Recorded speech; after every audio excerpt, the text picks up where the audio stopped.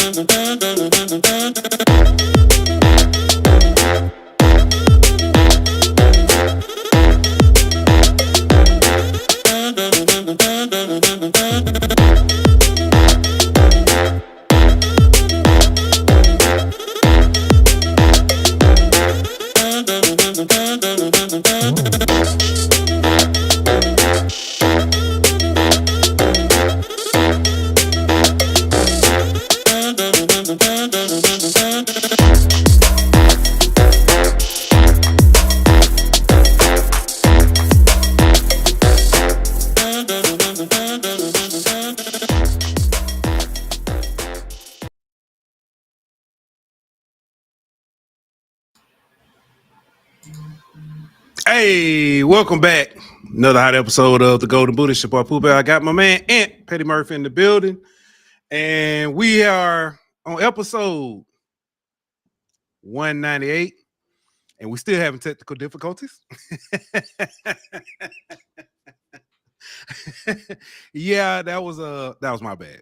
For some reason, it took it took the Facebook Live down. So I had to add it back real quick. My bad, Ant.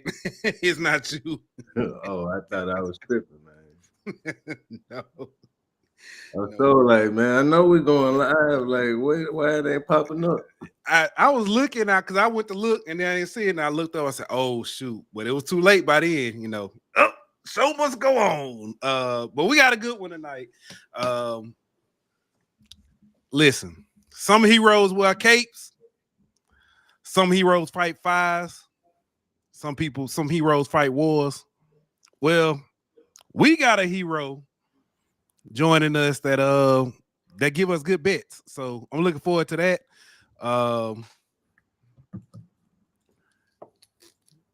Definitely looking forward to that. We got some LSU Porter news. We got some crime, man. We got it's no crime in college football, but we sure got some crime going on. Alabama.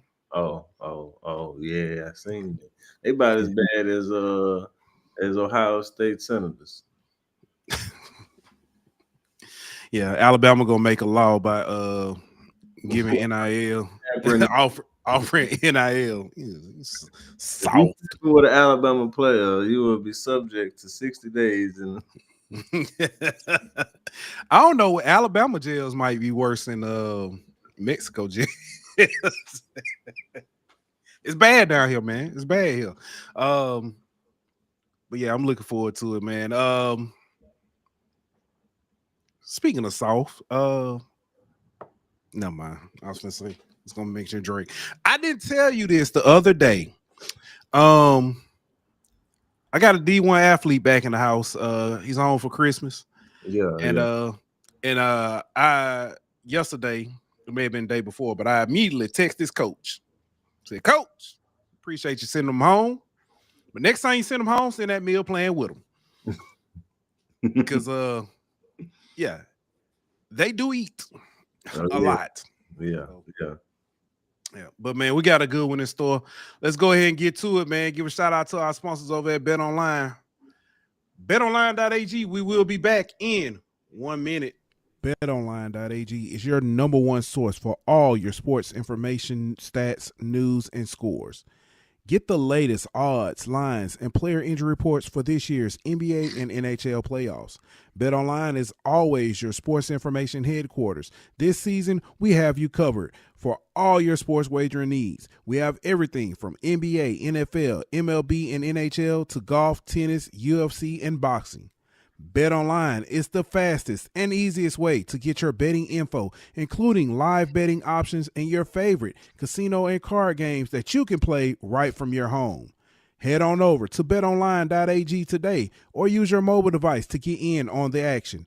Be sure to use the promo code BLEAV to receive your 50% welcome bonus on your first deposit. BetOnline, where the game starts.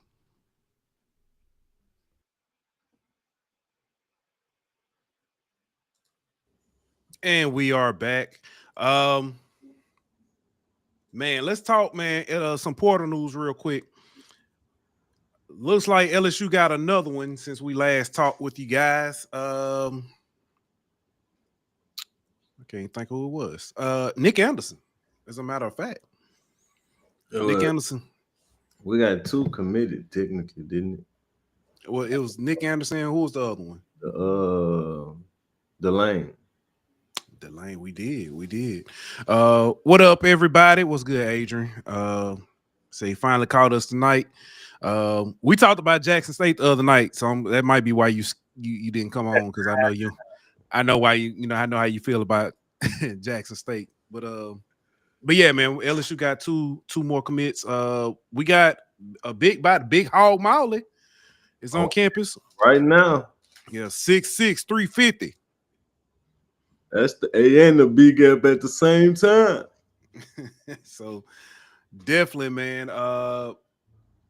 Rumors are swirling about a few more guys that maybe popping that court soon to join that LSU class.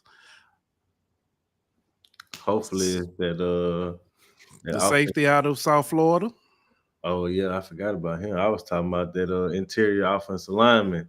Get one of them hog mollies on the offensive line. You know what I mean? Yes, sir. Definitely, man. The center position, we still holding on, man. I think all those guys. I really do. I love what's been going on with the portal. We asked, he said. I think we can believe him. I go ahead and say it, man. I was very skeptical. I feel like since he's been here, he's said a lot of things and not always delivered on what he said. And I was skeptical of him being able to deliver on his promise of being aggressive in the portal. But he made me eat my words, man. He's not only has he been aggressive, he's he's going after immediate impact guys. Come in and make a difference right away. It's not really any project type players or anybody other than maybe the quarterback, who is not expected to play next year, but not because he can't, but because right. But I feel like this kind of reminds me of his first year here when we hit the portal and got Greg Brooks, Mekhi Gardner, Bernard Converse, and I mean technically Kyron Lacey, but guys like that who technically came in and made immediate impacts. So getting this portal class so far, that what we've got so far is exactly what I envisioned whenever you say being aggressive in the portal. So I think he's delivered on his promise, and if you keep adding to it, that's just cherry on top at this point. Yeah, I will say, because I know it came up in Spaces talking about Van Buren, and you mentioned he's not necessarily expected to be immediate impact, but I think he is technically. Having that backup, because we talked about this and I mentioned this in Space, having him as a backup, there's no more excuses. Nuss can now run the ball. I mean, you're still going to be cautious with him, but if he runs the ball and he gets popped and needs to come out of play, you're not necessarily in a panic of, say if he goes down, or, saying you're not necessarily in a panic anymore.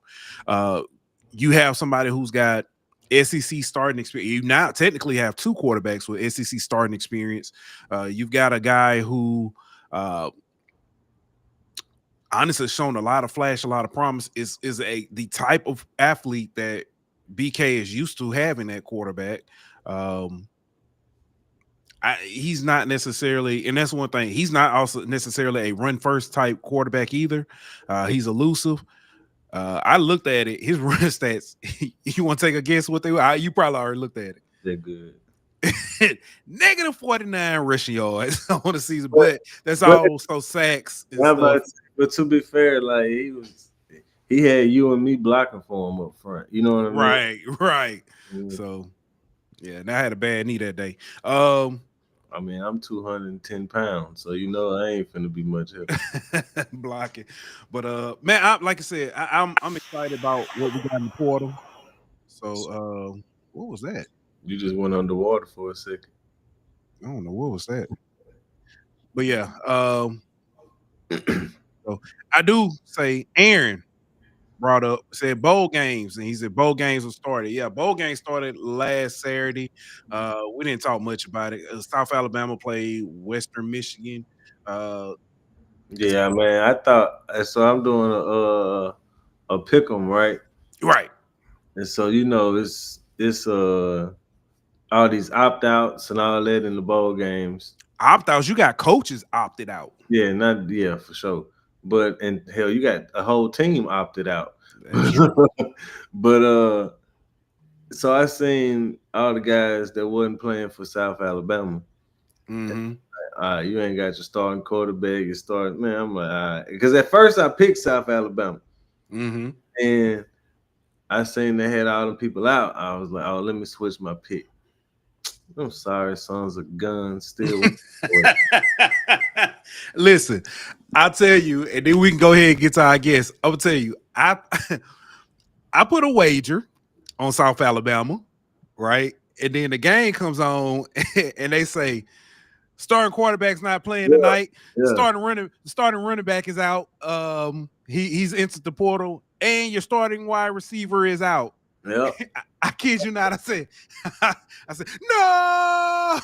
Literally, I went into, and then I was like, well, let me watch this and see how this goes. And Western Michigan goes down. Well, South Alabama gets the ball, don't move the ball. Western Michigan goes down and scores. And I'm like, I'm in trouble. They go back down, get the ball back. South Alabama go down. They drive the ball, move downfield, and miss the field goal because guess what? The kicker opted out. He entered the portal, and they had a kicker kicking who had never kicked. He kicked one field goal, one extra point the entire season.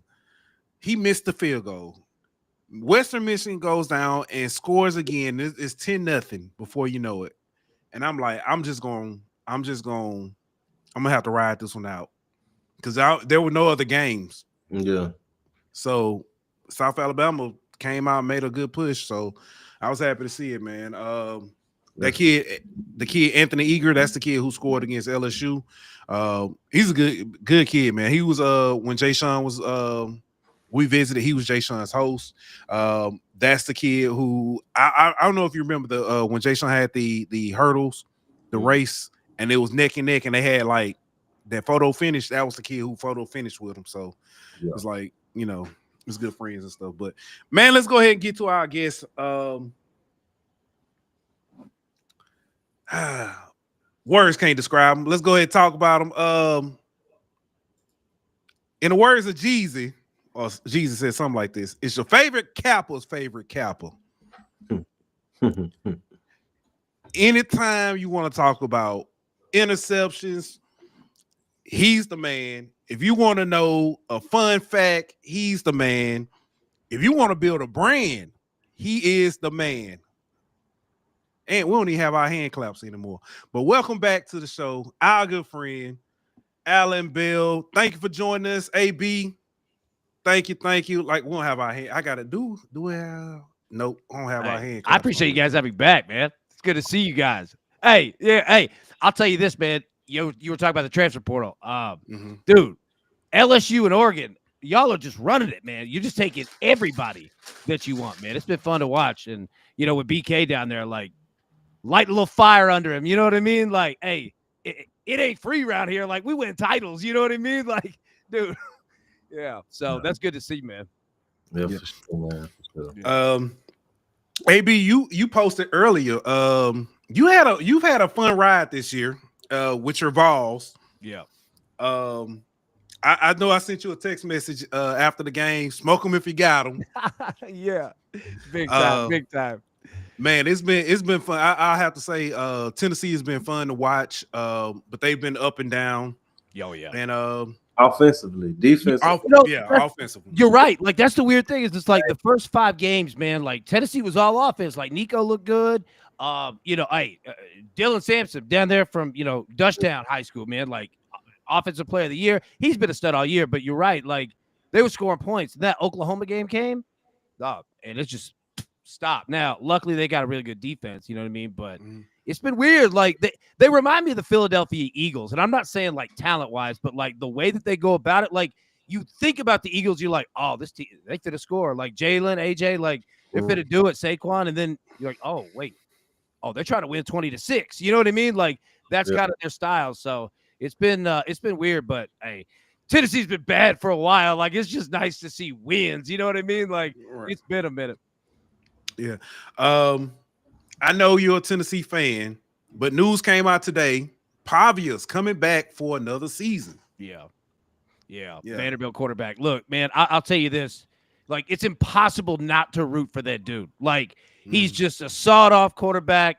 You know what I mean? Like, he ain't big. He ain't got some big arm. But the dude is all guts. Like, all of it. You know what I mean? Like, he's got that Joe Burrow feel to him in the fact that, like, I mean, he's nowhere near the talent-wise, but, like, you're going to have to put this man down for good. Like, he's going to keep coming and keep coming and keep coming, and there ain't nothing you can do about it. You know what I mean? Like, again, he ain't the talent-wise, but, like, the heart of that kid, I respect it. You know what I mean? And Vanderbilt, I mean, shoot, like, they had a good year. They had a real good year, all things considered, Yeah, they got a good bowl matchup versus Georgia, too. Versus Haynes King and Pavia going at it. Good matchup.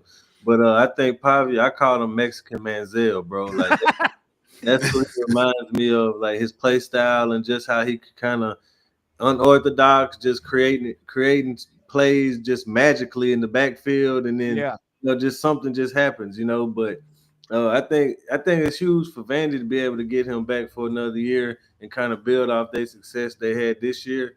But I think the overall picture, looking at it from kind of a macro level, the junior college players being able to keep licking their chops. Like you can go play at a JUCO for 2 years and still have 4 years of eligibility at a D1 school. So you're gonna talk about JUCOs getting a boost in recruiting and getting a big selling point in recruiting. Look, you can come here instead of going to sit a bench at a FCS or a low D1 FBS program. Come here for 2 years and ball out, then go SEC. Come here for 2 years, ball out, go Big Ten. You know what I mean? Or go start at one of these G5 programs instead of sitting the bench. So I mean, I think the junior college, that's huge for them, and it's huge for some of these guys since the high school kids are kind of the victim of the transfer portal era. Colleges aren't recruiting as many high school kids, so more of them are having to fall to that JUCO FCS level rank. So it's good for them to be able to, get like a little something thrown their way, a little bone thrown their way to where they, even though y'all being screwed in the transfer portal area, y'all will still be able to kind of benefit, through the JUCO route. No, you're exactly right. And like, the smart ones will follow the smart ones will follow Cam Newton. Newton did it. Went over there, won a JUCO national championship, right? Coming out of Florida. Then went to Auburn and literally won like on his back. You know what I mean? So the smart ones will say, all right, man, like, get, like you said, like get a bone thrown at you. But the important thing is to go to a place where you're going to be well coached. Like, just take the year. Look, man, you ain't going to make big money, but you got time. And this doesn't count against it. Like, it's a smart play instead of, I mean, you guys know it. Like, dude, you get stuck third string or even worse than that. And like, you ain't even getting reps. Like, you're just wasting time. You know what I mean? So I think it's a great point by you. And yeah, like the smart ones to take advantage of that for sure. And coaches like Brian Kelly, dudes who have won, you know, in big places, like they're going to look at those dudes and say, all right, this kid's already smart, like because he took the right route. He went to get coach. I know this coach of the, you know what I mean? Like there'll be a lot of dudes that people don't think about. You're like, oh, this is actually going to be a really good, like this dude will come in to start. Like he's ready to go. If you look at it, all right, he's got 4 years. A high school kid's got 4 years. You've seen this dude 2 years of tape at a JUCO level, and you've seen a high school kid playing whatever type of competition he's playing. If both of them got 4 years, and by the way, this kid's 2 years older. Give me that kid. Yeah, and 2 years older, and 2 years in a real like college weight program. Yeah, not just eating that, right, lifting right, like a college schedule academically and all of that kind of stuff. You know what I mean? See, that's a good point too. Yeah, because they're gonna say we got to work on your grades. Like, not that you have like grades problems. Like, we're not saying that, but they're gonna well round you. Like, I think you bring up. You've been away from mama already for 2 years. Yeah, this ain't new. Yeah, kind of stuff, man. You're getting an adult at that point. 100%. And you know another thing, like you've been on the field and got hit. Like, and that's a good thing. Like, you ain't scared of it. You're like, oh, okay. Like, I know what this level is now. I've seen it. Like, yeah, we all right. Yeah. D-Lob asked a question, and I don't think this quite. He said, so you can start D1 for 3 years and then go to a JUCO for 2 years and still have years left? No, because it's I mean, you can go for what? It's like 1 year, something like that. Then no, none of your JUCO years count against your eligibility. So I'm talking about because I mean, JUCO is JUCO. You can't go and be a junior and then go to a JUCO. Oh, I get what you're saying. Yeah. I mean, I think like if you go for a year and then go to a JUCO and then come back, yeah, that's a good point. So, no, I mean, you're right. Like the smart ones, like out of high school, because you brought up a good point too, is that just take LSU's recruiting class, right? Like you only have so many spots and so many scholars that you can give, right? And now that you got transfer portal dudes, not only guys leaving, dudes coming in, like. It's a math game. You know what I mean? So, like, there are going to be high school players, like you were saying, that'll kind of get caught in that trap when what you just said is brilliant. It's like, dude, if you're smart, you'll go here. You will play. It counts nothing towards you. You're going to get free experience. You ain't going to pay any money. Like, that's a smart play, man. That's a very smart play. Basically, it's like what them little military schools used to be. Yep. It's basically turning JUCO into those post-grad military academies or whatever. Yeah. That excellent point. And dude, I'll say this too. Speaking of like you were talking about the hog molly that you guys got in the transfer portal. Dude, you guys have LSU's got a pitcher coming back. That Tommy John surgery, dude named Chase Shores. All right. Oh yeah. This dude's 6'8", 245. Like, dude, send him over to BK for a little bit. This dude's a beast, man. Throwing 100 out there, like, like he's a big dude. Yeah. Big old boy. Yeah. But man, let's AB. I gotta ask you this, and I brought up and I started off talking about Tennessee. Tennessee opens up this weekend, Friday, as a matter of fact. Did I get that right? Is that Friday? They are Friday, Saturday, right? Saturday night. Saturday. They are Saturday. The only Friday is the Indiana game. Yeah. They open up Saturday, 8:00, Ohio State. One of the biggest factors in this game, because it's been talked about a lot, weather. Yep. Initial thoughts on the matchup, thoughts on the weather, or the effects of it, and look, kind of what you think. And look, I'm going to throw this part of the question back to you because you guys get it better than anybody, right? Like, there's no coach or team that has more pressure on them than Ohio State and Ryan Day. And it's not like to win a title, it's y'all could be gone. Like, the fan base is mad.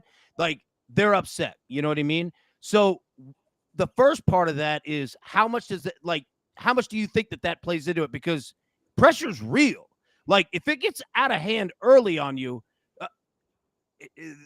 Tennessee's like LSU. There will be orange in that stand. You know what I mean? Like, and they'll let you know about it. And your fans will leave.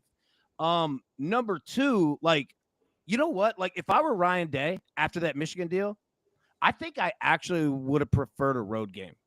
like get away from the madness, and you could just you and your team focused on one thing. You don't have your fit. Like as weird as that sounds, like I might have preferred a road game there. But so you got that. All right, now you brought up the weather. It's gonna be like what 20 below even 20. Like it's gonna be cold.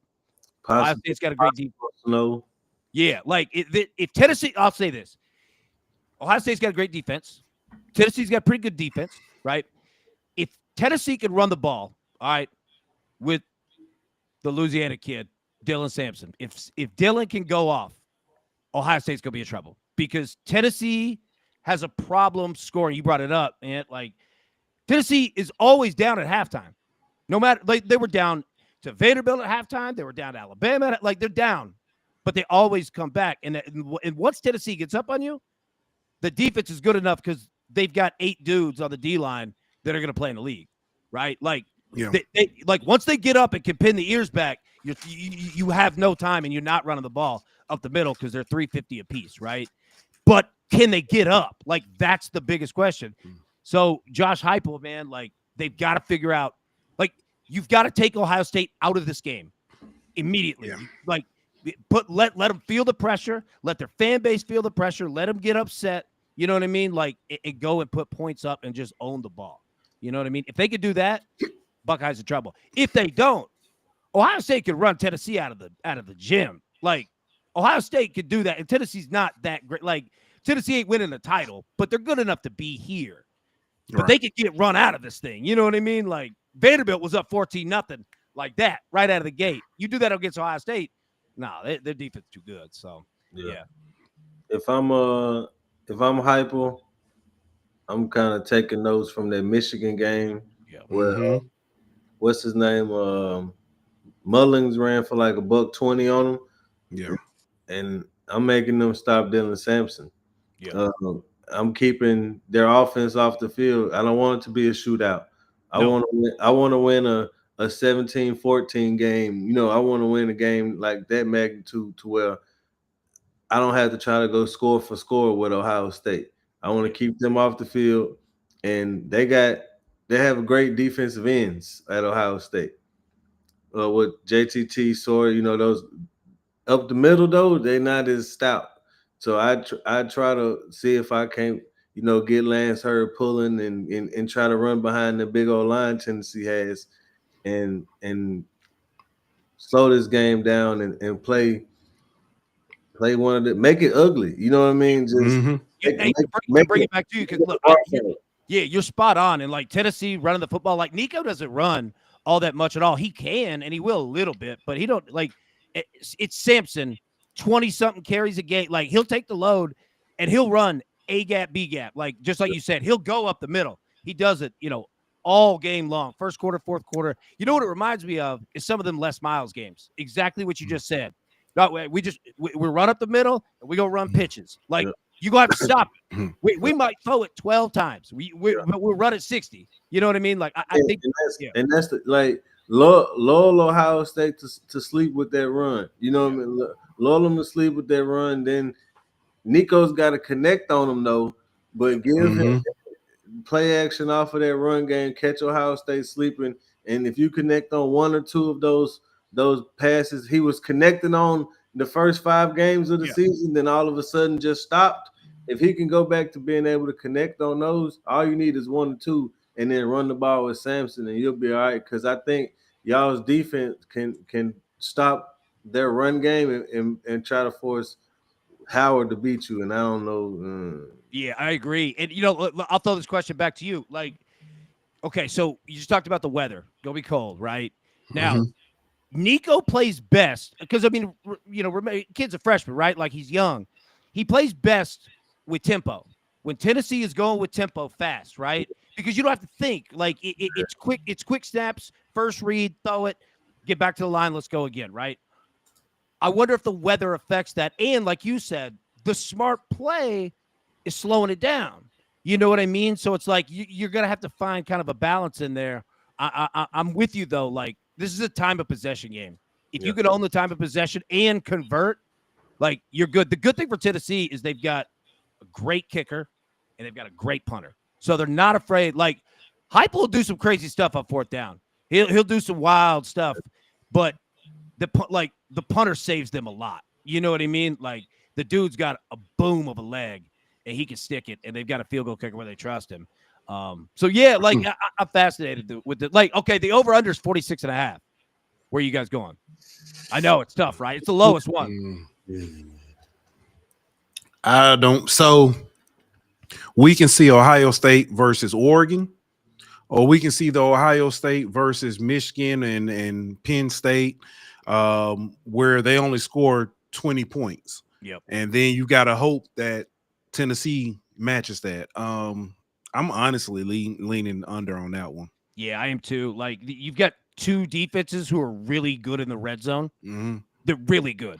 Like they'll shut you down. Like you just don't have room to operate. Big dudes down there, and for both sides, you know what I mean. Like Tennessee's offense will have struggles too. Mm-hmm. Like Ohio State's deep. Like Ohio State's legit. You know what I mean. Like but I think you're right. Like slow it down and get a lead, and just it's like poker. You keep taking them chips, and you're just weighing on them and weighing on them and weighing on them. Then it reaches a point where it's like, oh, we're stuck. You know what I mean? Yeah. To circle back to your first beginning, where who has the most pressure on them?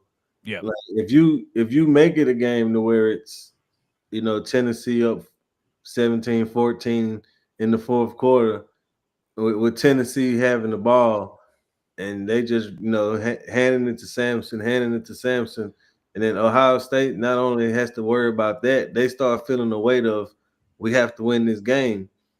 Then it puts them in a situation where they start trying to make plays instead of doing their job.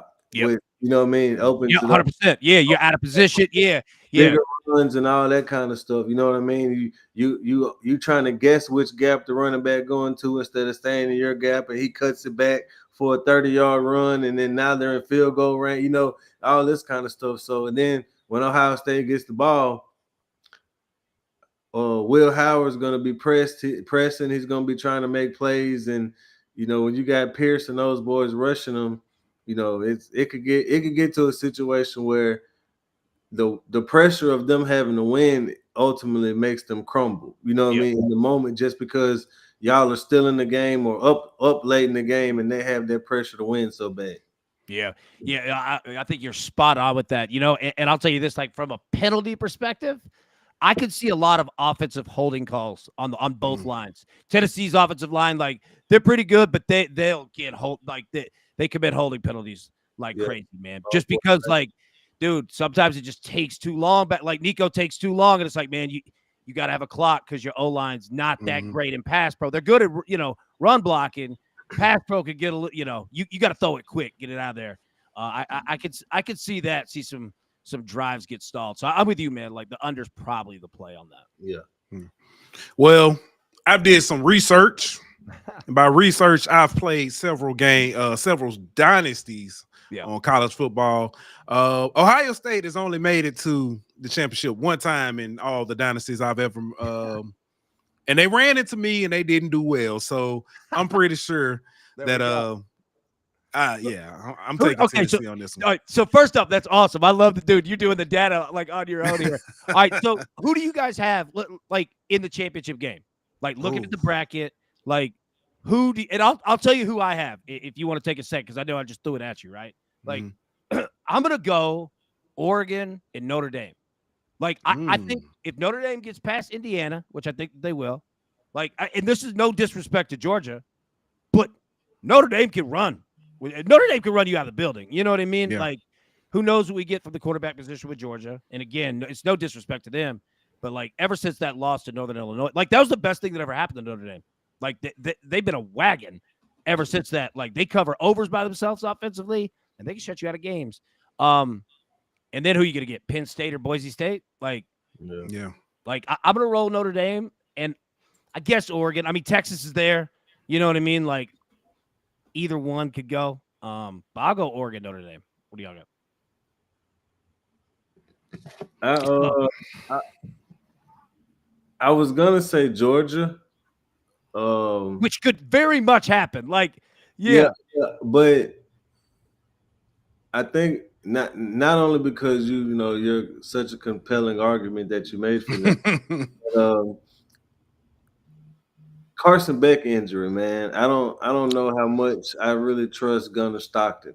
I know he came in the championship game and did his thing or whatever, but going up against a Notre Dame defense for 4 quarters when they're game planning for you, is that right there. Right, like now they got tape on you. Yeah, like 100%. That's gonna be tough, man. And Notre Dame's defense is you talked about the offense, but man, that defense is stout, bro. It is. That secondary is probably one of the best in the country. So I'm gonna go them, and Oregon is obviously like the chalk answer, but I'm kind of leaning Texas, man. I think Georgia's just a bad matchup for them. You know what I mean? But I think other than Georgia, they match up pretty much well with anybody in the country. Yeah. And I feel like if it gets to a situation where yours isn't playing well, you still got Arch to come in. You know what I mean? And I Who think could be better, which is crazy to say, but like he can run. Yeah, that's the difference maker. Yeah. You know what I mean? He can run. So I think I'm gonna go Texas versus Notre Dame in the Natty. Yeah. I'm gonna have to take a cop out because I think, and when I say that, I see 3 possible matchups here. Yeah. And I know it's gonna sound crazy. I see a rematch, Texas Georgia for a 3-peat. Yep. I can see that happen. That'd be wild. 3 times. That'd be crazy. Like the film that you have, like keep going. Yeah. But like, that would be crazy, man. But this is the thing, my bad. Before you finish, no, go ahead. If Texas doesn't win, you let them beat you 3 times. 3 times, yeah.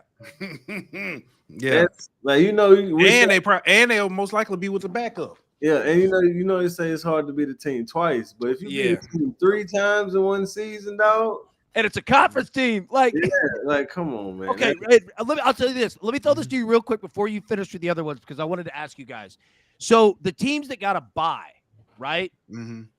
Georgia,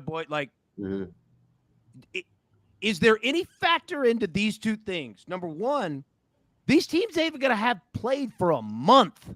Yeah, a month, and they're not getting a home game.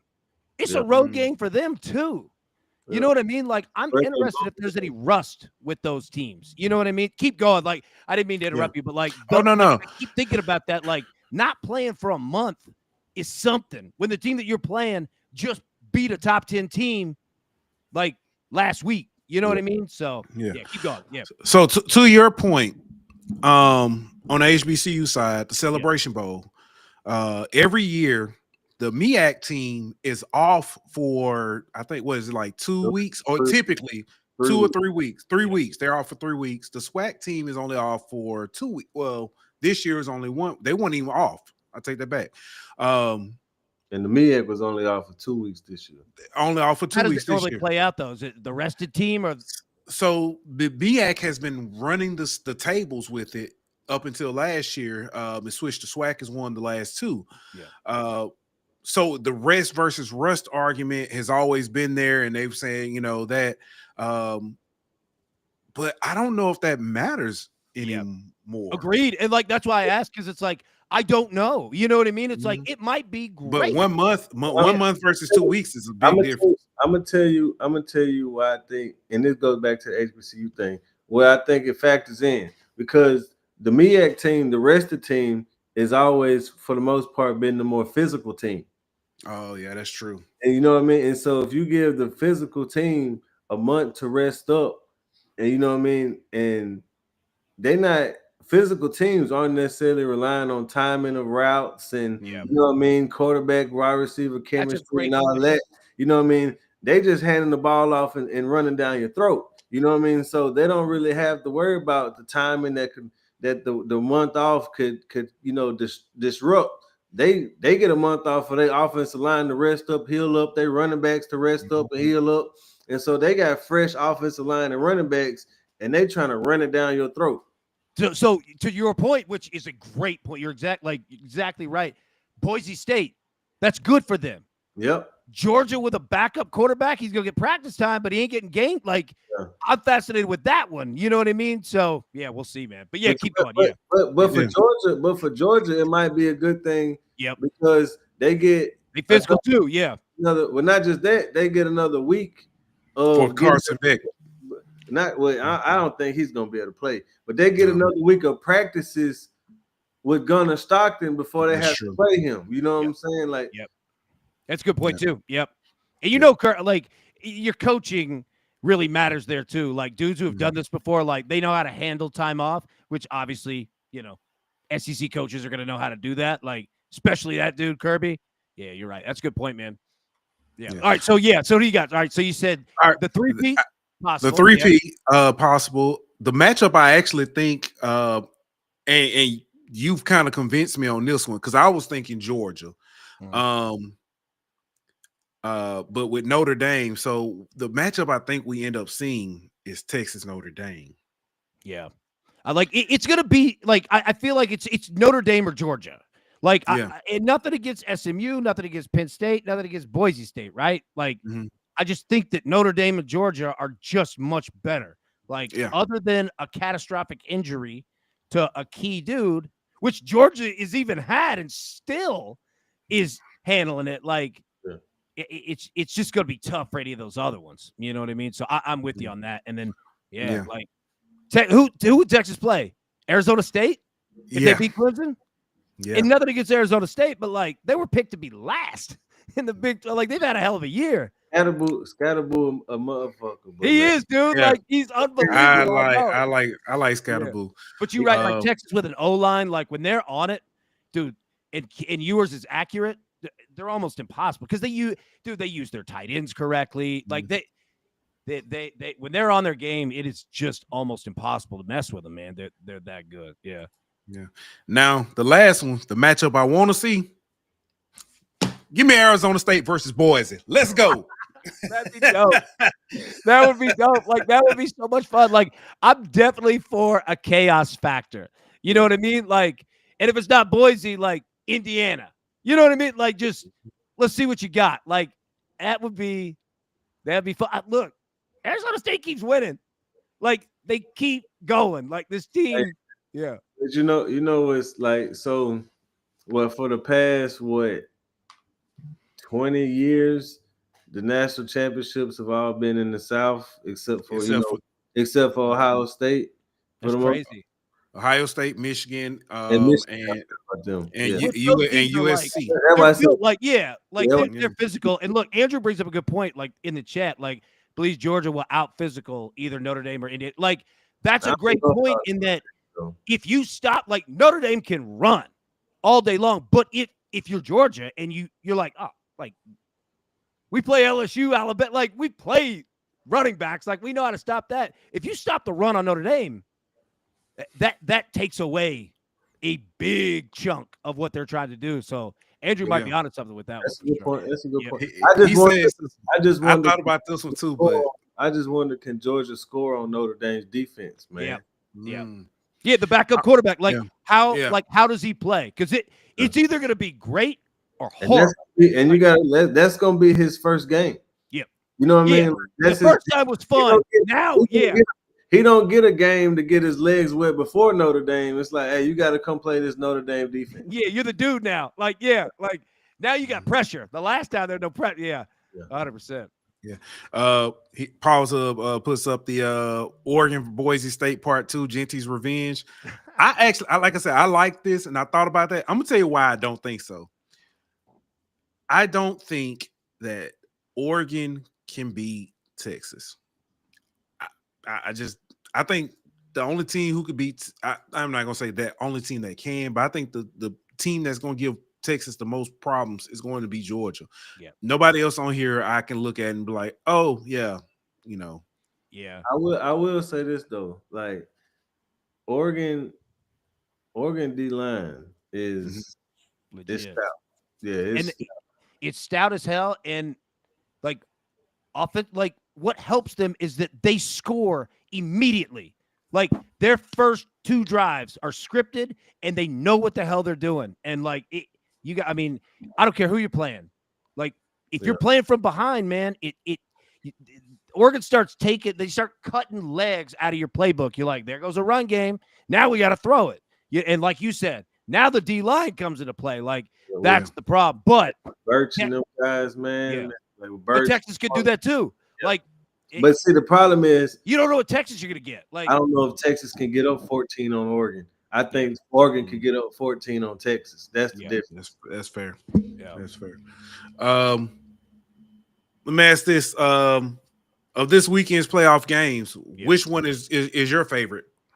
I mean, outside. I mean, I know the Tennessee side, but that would scares the hell out of me. Like, I think that game could go so many direct. Like, if you're looking at the dangerous game to bet, it's that one. Like, be careful because when you have emotions going into like, it's like you have a fight with a dude at the bar outside. All right, whatever. You have a fight with your brother, or you're like, it's different. You know what I mean? Like, and not that these two teams are like, there's just emotions involved on the Ohio State side, and it could go one way or the other. I'll say, man, like, I think for me, it's Notre Dame -7.5. Like, and nothing against Indiana. I just think that Notre Dame is focused. I think they understand exactly what time it is. And Indiana, like, if you want to play the over in that game, I think it'd be good because like Indiana could stick pace with them, make it a game, or if Notre Dame gets up big like they've done to a lot of people, you might see some garbage points time too, right? Because Indiana's not going to stop. But I think Notre Dame in this first round. Penn State -8.5. Like nobody's talking about this game. I think that James Franklin's ready to get this like record. Like I think he's tired of hearing that he can't beat anybody. And nothing against SMU, but you handed him at like if it were, Texas, good luck. But they could do SMU and he could just keep scoring. You know what I mean? Like, but I think for me, I think it's Notre Dame 7.5. Like, what about you guys? Like, what do you look at? You're immediately like, that's the team that I like first round. Well, mine, I agree with you about Notre Dame over Indiana. I don't think that the team Indiana struggled with the most was obviously Ohio State. And I don't think it's any coincidence that that's because of Ohio State's defense. And our Notre Dame arguably has a better defense. I mean, they also struggle with Michigan, who has you're right. damn good defense. You know what I mean? So I think Ohio State, I'm not Ohio. Indiana's gonna have trouble moving the ball and scoring at will like they've done for most of the season this year. And I think Notre Dame's gonna be able to run the ball on them like we saw Michigan and Ohio State be able to do. Yeah. But I also think Penn State is I don't know 8.5. I don't know if I'd lay that much. Weird number, yeah. But 6.5, something like that. I'd probably lay that because for one, SMU. You talk about Tennessee playing in the cold. Now you bringing a team from Texas. yeah. You know what I'm saying? Dallas boys. Yeah. You bringing them up there in that cold, like Tennessee. It get colder in Tennessee than it does in Texas. You know what I mean? So they definitely not going to be used to it. Not to mention, you talk about a team with 2 running backs in Penn State with the Singleton and I can't remember the other kid's name, but they got 2 backs that they could turn the ball and hand the ball off to. And like we talk about Samson, I mean, they basically got 2 Samsons in a sense.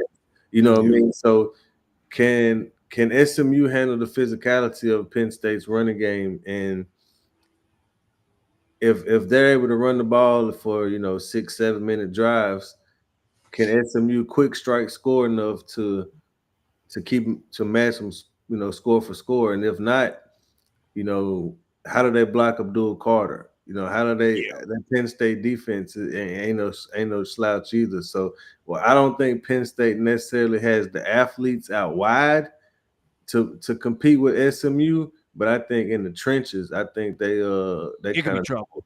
I think they kind of dominate the trenches, which ultimately makes them kind of handle this game fairly easily. I think it's a great point. You know, like from a betting perspective, like you might be onto something to where instead of like betting Penn State 8.5, right? Because I'm with you that like 8.5, that's especially with them, right? It could be bet Notre Dame 7. Like you could even move Notre Dame to 7 or 6.5, or just take the 7.5 and feel good with it. Yeah. And then like parlay that with like Penn State money line. Yeah. You know what I mean? Like you could get like you're not gonna have a huge like parlay number by any means, but like if you could get anywhere close to, I don't know, like I don't know what the number is, but like minus 150, like I would play that.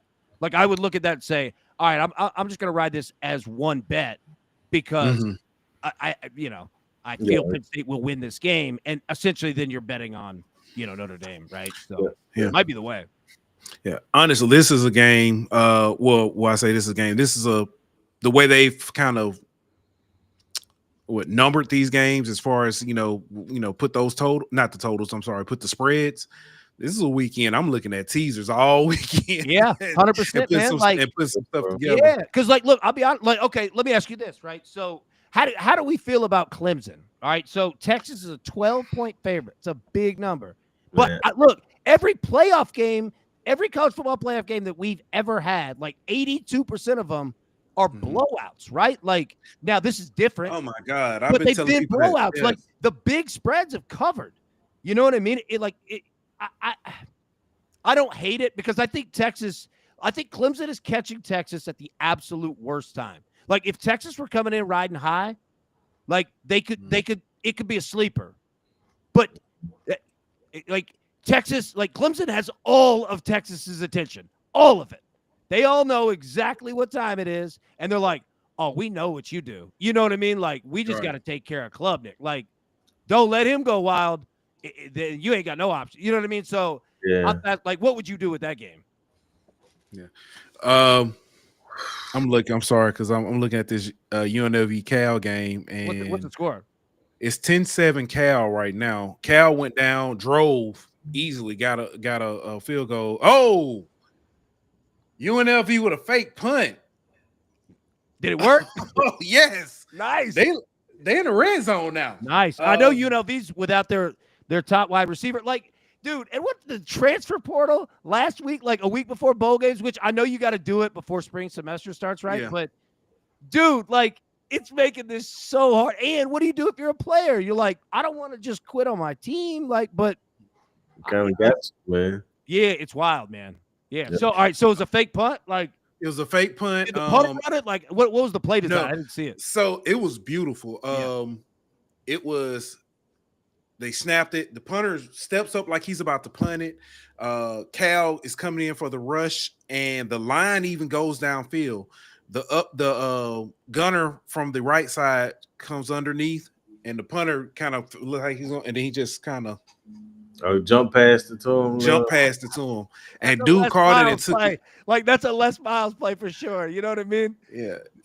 This is they just scored 14-10 UNLV. Nice. Yeah, hey, I'll tell you this. It made me think of it.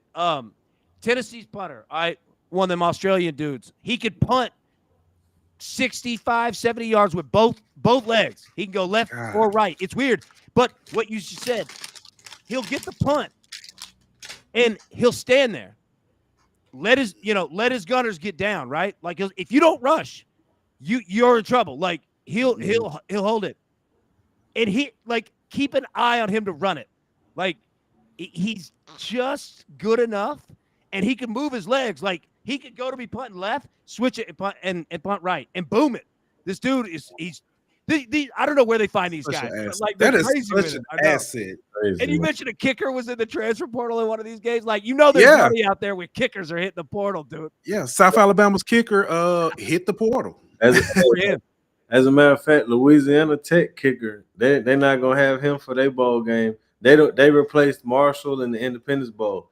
That's right, they did. They're not gonna have their kicker because he just transferred to Colorado. Oh wow, dude. That's wild. It's like, do you go to your new school? Do you play in the bowl game? Like, yeah, it's wild. Yeah, it's crazy. But hey, back to the Yeah. I know we jumping all around, but No, I love you it, man. We're just talking ball. I love it. Yeah. transfer portal window right where it is right now.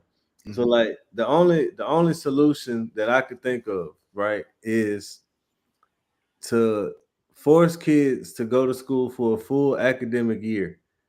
Instead of being able to transfer mid-semester, you got to stay for a full year. And then I know like it'll mess up the kids who want to transfer for spring practices or whatever. Yeah.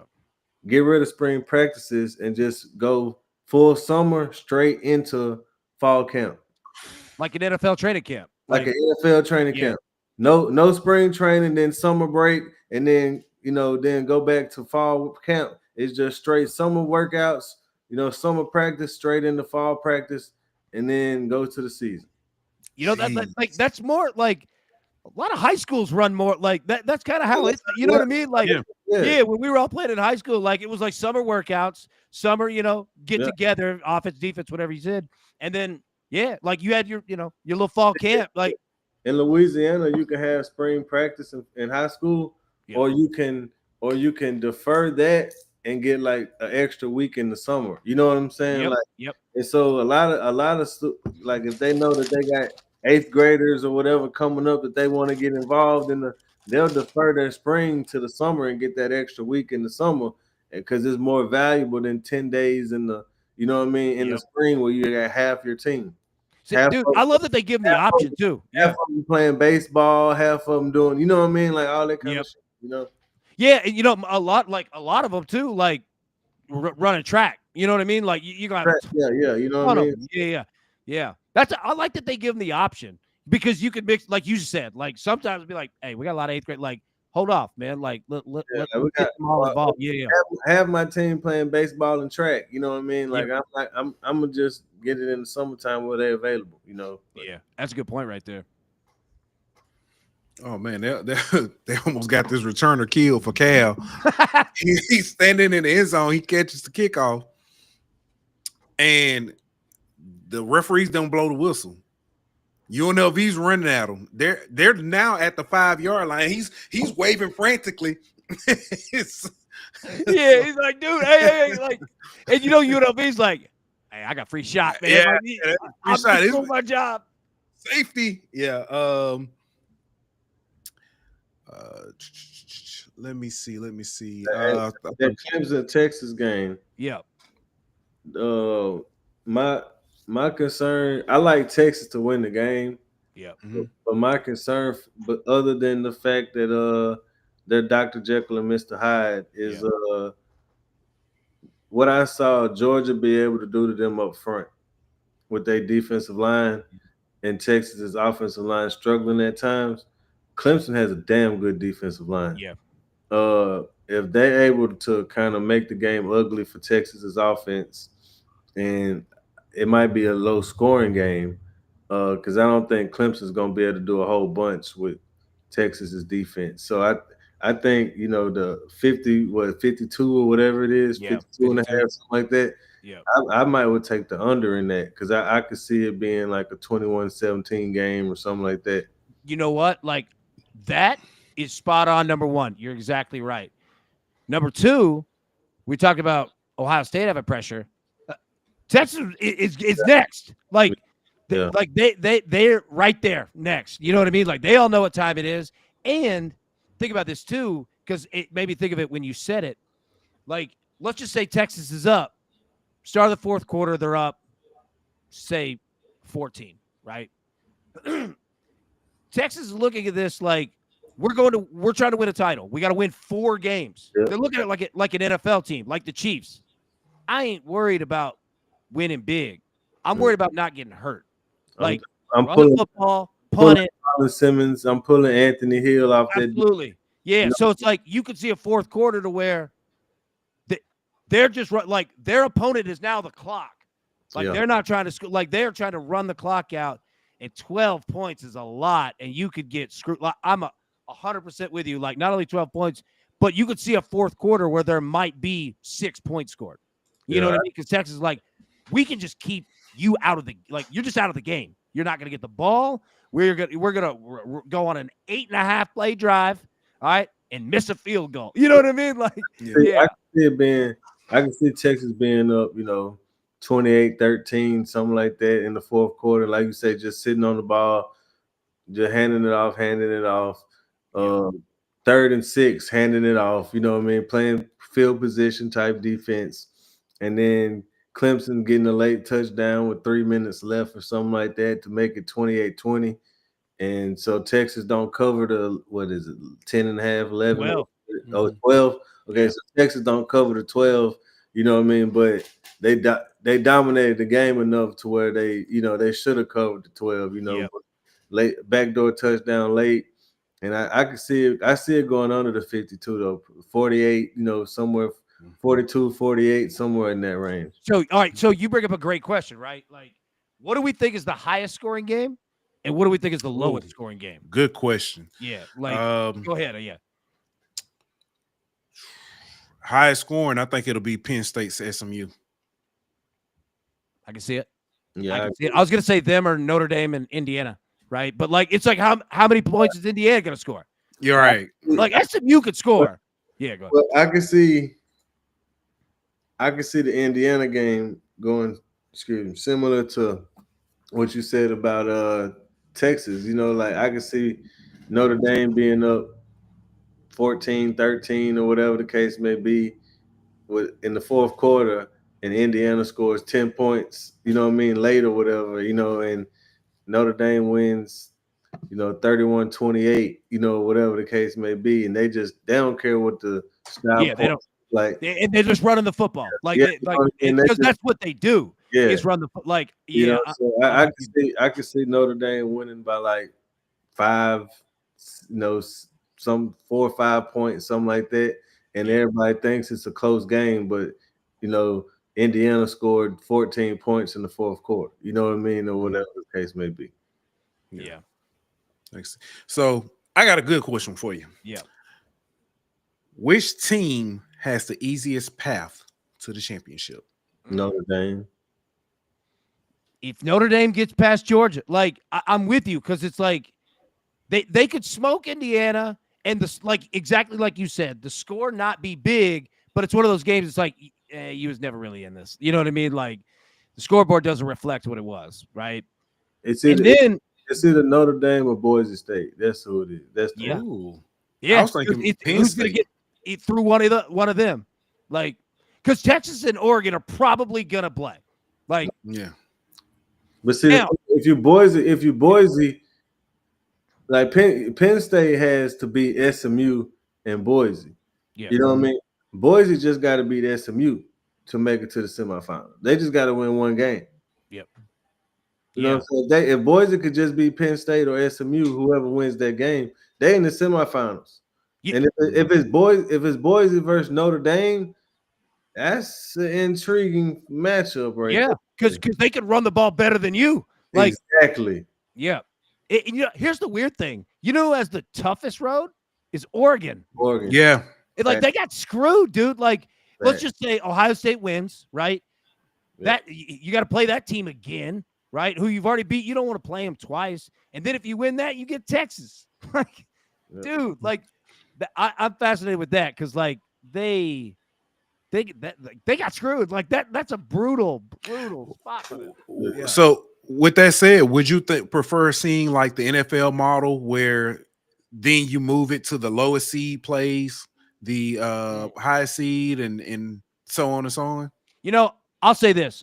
I am not complaining about the college football playoff for what we got now, because I love the move to 12 teams. I think it's awesome. I think it's going to be one of those things to where there's going to be hiccups because we've never done this before. And you got all the grace in the world. Like, we'll see what the problems are after we get through it. Ooh. And we'll work to fix it. You know what I mean? Like, I'm cool with that. Like, I'm straight with that. Like, all good. So no complaints. I do think that the NFL has a pretty damn perfect model. You know what I mean? But the problem, if you go to the NFL model, is that you're going to have to get rid of conference championship games. And you're going to have they don't have AFC South championship game. You know what I mean? Like NFC's like You don't have that. Oh, so when I say the model, I'm sorry. I Let know me what you mean. specify. I'm just saying, like, if you Oh, go the that number. way, you're eventually gonna like, No, which they might do anyway. Like, I don't know, but I think they could do the with the flex seating or whatever. I get, and that's more. Yeah. yeah.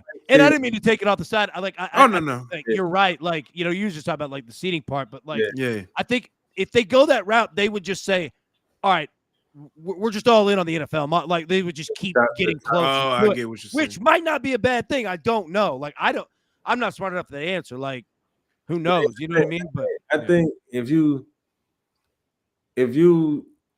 let's see who if SMU would have got left out of the playoffs this year for losing that conference championship game, yeah, I think you would have seen the ACC be like, we're not having the conference championship game no more. Oh. Our regular season champ is going to be the one who wins our conference. Dude, You know?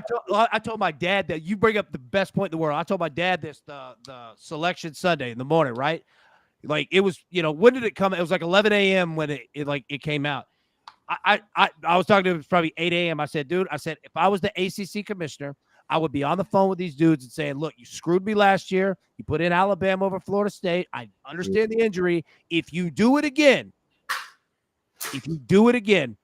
none of you will ever win a basketball national championship again, because I will give Duke and North Carolina free rides all the way. I will go rogue. I will have a conference championship game if I want to, if it helps us. If it doesn't help us, I'll name co-champions. I will screw you guys over at every single route. We play more than football. You know what I mean? So I think you brought up the absolute best. Like, they had to put SMU in, because I guarantee exactly what you said. He was like, I'll go rogue, dude. Like, I think that's a great point. Yeah. Because like if you can't penalize a team for losing a conference championship game. Yeah, an extra game. Like, reward a team that didn't even earn a spot in their conference. That had 3 losses. Like, 100%. You couldn't do it. But my only gripe, I guess, with the college football playoff is I think it should be like the NCAA tournament, in a sense, where winning your conference guarantees you a spot in the dance, but it don't guarantee you like a top 4 seed. You know what I mean? Like Boise, Arizona State, in my opinion, shouldn't be top 4 Should seed. not. You know, and Notre Dame can never get one. Exactly. You know what I mean? Like, well, I don't really care about that as much, but you know what I mean. But no, your point is right. Yeah, like, it should just go to like the top 4 seeds, and your automatic bid should just be you getting the automatic spot in the playoffs and not an automatic bye. Yeah, and I think you should earn those buys through winning games in the regular season, not lucking up and being a conference champion and being, oh, you just so happen to be the 4th highest ranked conference champion at number 17 in the country. Yeah. All of a sudden, here's your bye. You know what I mean? Like, I don't think that works. Yeah, no, like the SEC baseball tournament. Like, like the top teams get rewarded for it. Yeah. I think you're spot on. Like, and you know what? Like, I'm with you. Like, 100%. Like, there are things to work out, but doing the best we can. You know what I mean? Like, we'll get there. Madness, like March Madness, who is Loyola Chicago wins the Horizon League or whatever league they're in. They're 3 seed. But they're not guaranteed a 2 seed. You know what I mean? Just because they won the conference champion. Yeah, we're not kicking Duke out of here. Like, like Duke ain't finna be number 6 seed because they, like. So just be happy you got invited to the dance. And we're gonna seed you where we need to seed you. Because that would be so fluky. Because imagine a team. Imagine it's Kentucky. They are. I mean, what are you at that time? They're 32-0. Yeah, and they lose the conference championship, and now they're 13 seed. Yeah. You know what I'm saying? Like, man, they should have beat the brakes off somebody. And they are. That's a good point. All right, and I don't know how many more you got. AB, I want to thank you so much for everything you do. I got two questions for you. So I just, but Ant, go ahead. I'll well, actually, you know what? Let's split. I'm gonna split it up. Split up. So outside the college playoffs, this weekend we've got several bowl games. What's a bowl game that interests you, or betting angle Yeah. in any of these games that interests you? Yeah. So, all right. So I had that written down, right? I'm glad that you asked that one. All right. So I think if you're looking at bowl games and teams to bet on, right, you've got to find teams that have motivation to play and teams that really kind of don't. All right.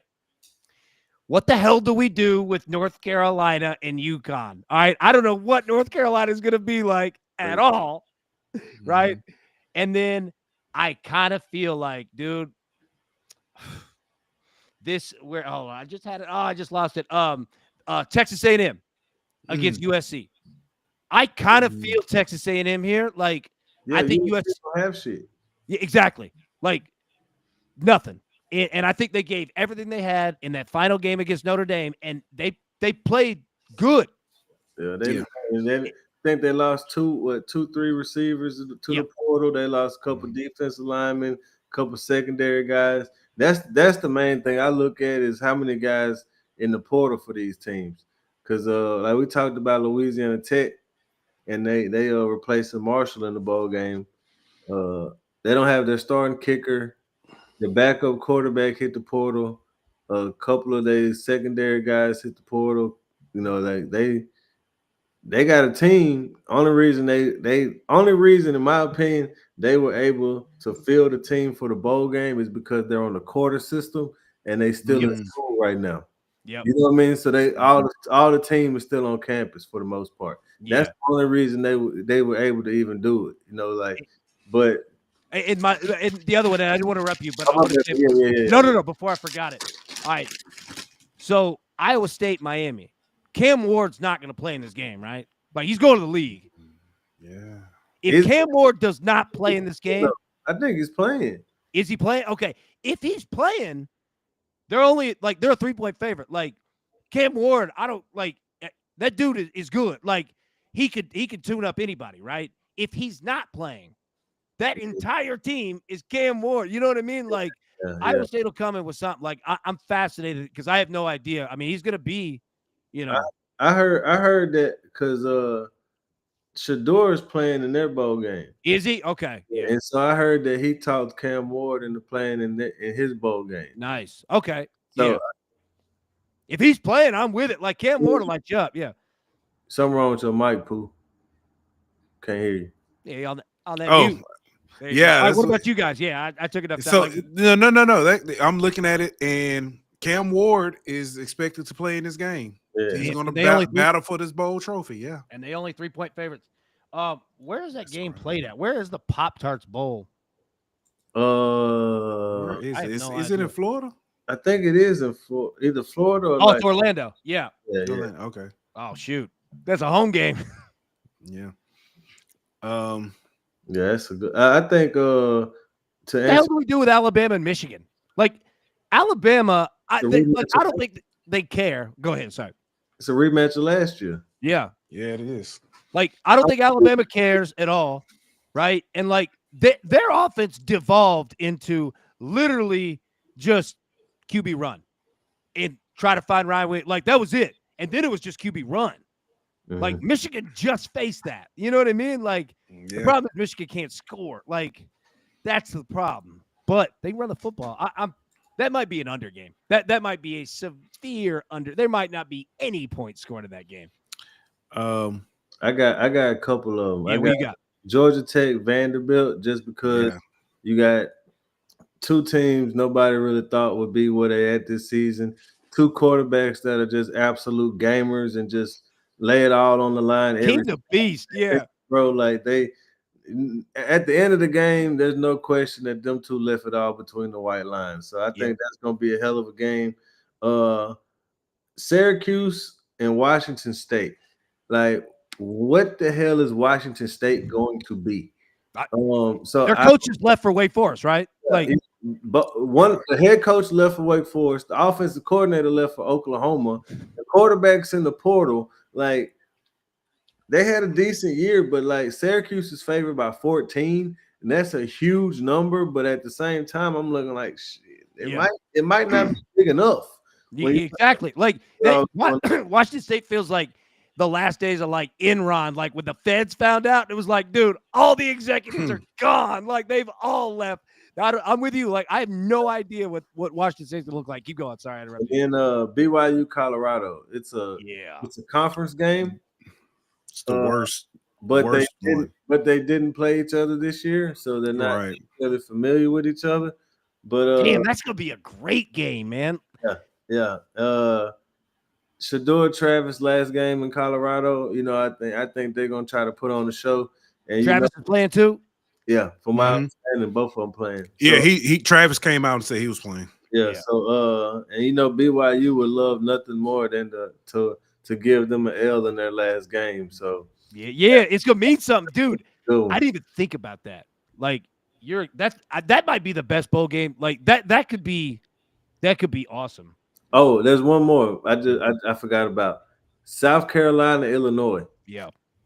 Lenore Sellers in that running game with him and Rocket Sanders versus Luke Altmaier in that passing game in Illinois. I think that's a pretty intriguing one too. Hell yeah, dude! And look, you bring it up, Seller, like South Carolina. That dude, there were so many times, or it looked like it was like he's deceptive. He's faster than he looks. Like he can almost hit another gear quick because there's so many times I'm like, oh man, it's gonna be a bad sack. It gone. Like that dude's a gamer, man. Yeah. You don't expect quarterbacks like Jaden Daniels, for example. Yeah. Yep. He had that extra gear that like kind of quote unquote track speed, but he was what, $180, $195. You know what I mean? Like Lenore Sellers is built like a truck. He's big, dude. Yeah. He can run like that, man. Like you don't see that too many times. And I know whenever you see a quarterback that's big and can run, everybody always throws the Cam, comparison out there.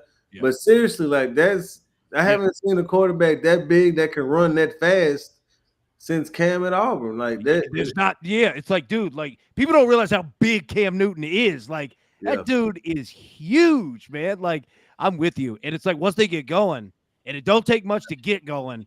Well, you can't.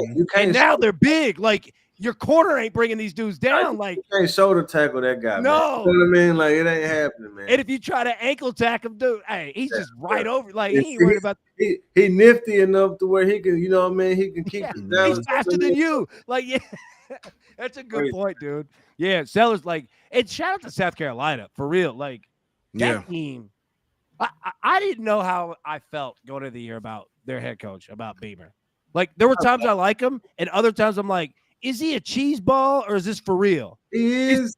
But it's real. He's a cornball. You know what I mean? Straight up corny as can be. But it's genuine though. You know what I mean? It's authentic.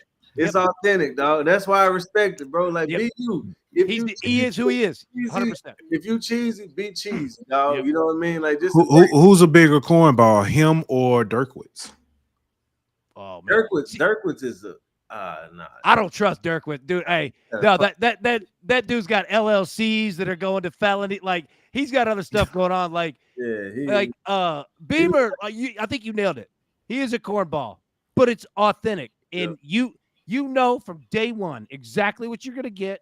I go Drinkovich. Yeah, there's no surprise. Drinkovich. There were times I looked over. I was like, he don't even care about this game. He's checked out. Drinkovich looked like a hedge fund manager. He does. Scheme, bro. He does. He does. I'm with you, Beamer. Like you could trust like what he says he'll do. It might not be flashy. It might not be anything, but like you can trust it. The little video of him singing to his wife in the locker room, man. Yeah. Cheesy as can be, bro. Yeah. Cheesy, but I liked it, dog. Yeah. You know what I mean? I like what I can trust. 100%. Like I like people. You know what I mean? Like that's who he is. Yeah. I can get with that, man. Yeah. Well, my question for you, AB, was back to the playoffs. Yeah. All right. Down 7 or down 6, I guess you could say. 3 minutes left. Which quarterback you want the ball in their hands? Ooh. Out of all, out of which teams? Out of the playoff teams. At the first round or anybody? Anybody. Ooh. That's a good one. That is I'll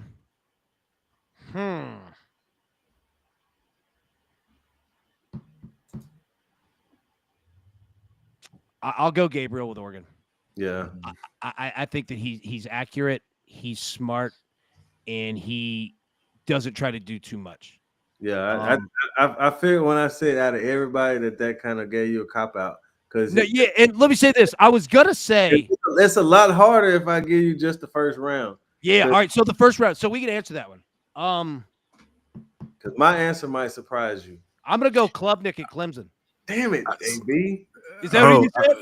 Yeah, that's what I was. So I was gonna beast, go. Dude, he's a beast. Yep. I was gonna go on the opposite. I'm not gonna be the opposite side. I guess because I was thinking Ewers, but then I was thinking I might would go with Drew Allar. That's not a bad one this year. He don't turn the ball over. Like that's the thing. Yeah. Is just like, dude, like Caleb Williams with the Bears.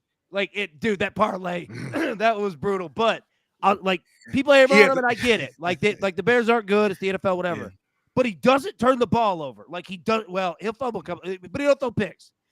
Yeah. Alaire Penn State don't throw picks. Like it might be slow, but you keep going. You keep moving down the field. Like it's tough to beat quarterbacks who don't turn it over. You know what I mean? Like Joe Burrow. Like even when the defense for the Bengals is a trout now, that dude's got a cannon. But like when he don't turn it over, he gonna smoke anybody by himself with no defense. But like Klubnik.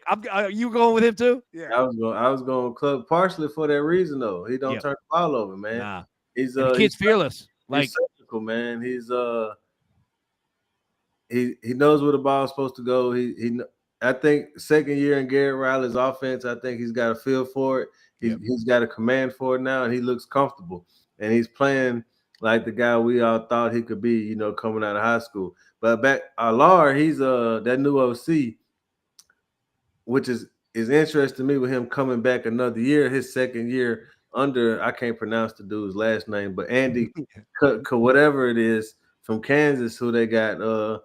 I think coming back another year with him, Allar could look even better next year. You know what I mean? Having a better command of that offense. But yeah, my answer was gonna be Klubnik if it was just the first round. Gabriel if it was everybody. But if it out of everybody of all 12 teams, the quarterback I trust the second most might be the Madsen kid from Boise State. Yep.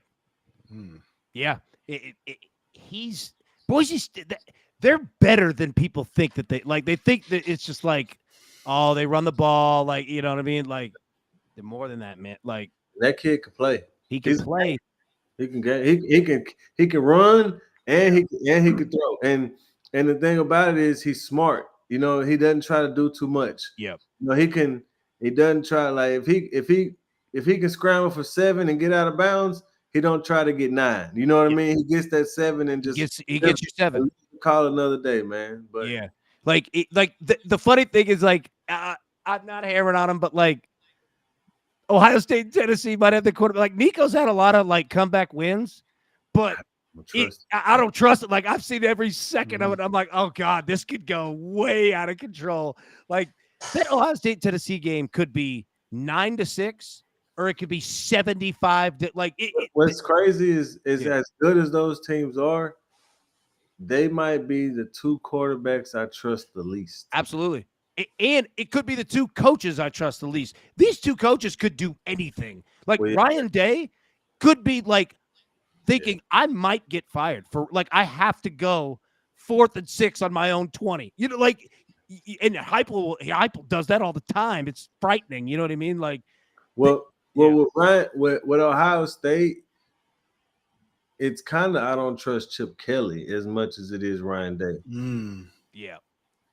Also, hedge fund manager might have some kind of felony going. Like Chip Kelly's a wild dude. I'm with you. Like I think you're right. I think those would be the 2 quarterbacks that I would trust the least. Yeah, because you don't know what the hell's gonna happen. That's just off the top of my head. Like good call, Klubnik. I'm with you. Like, you know what else he's good at?